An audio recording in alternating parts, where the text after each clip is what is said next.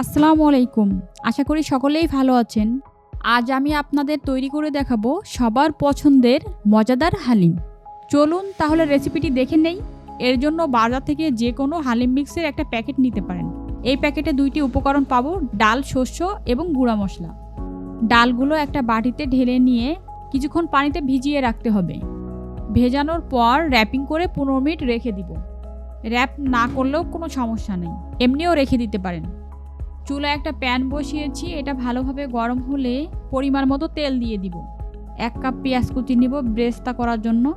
পেঁয়াজ কুচিকে ভালোভাবে নাড়তে হবে যাতে পুড়ে না যায়। ব্রেস্তাটি ভালোভাবে হয়ে গেলে অর্ধেক পরিমাণ তুলে রাখবো।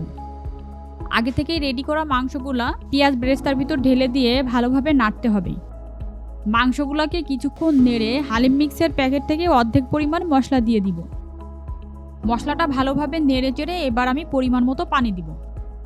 পানিটা বলক ওঠা পর্যন্ত কিছুক্ষণ ওয়েট করব।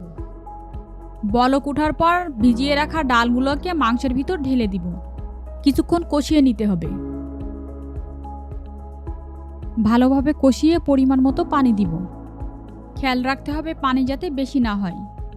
হালিম মিক্সের বাকি মশলা দিয়ে দিব, সেই সাথে অবশিষ্ট ব্রেস্তার অর্ধেকটা দিয়ে দিব। মশলাটা ভালোভাবে মিক্সড করে এবার আমি ঢেকে দিব।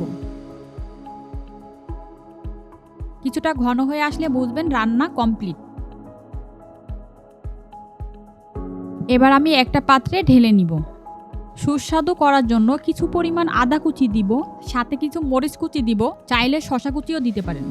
পরিমাণ মতো পেঁয়াজ বেরেস্তা দিব। কিছু পরিমাণ ধনিয়া পাতা ও লেবু টুকরা দিয়ে দিব।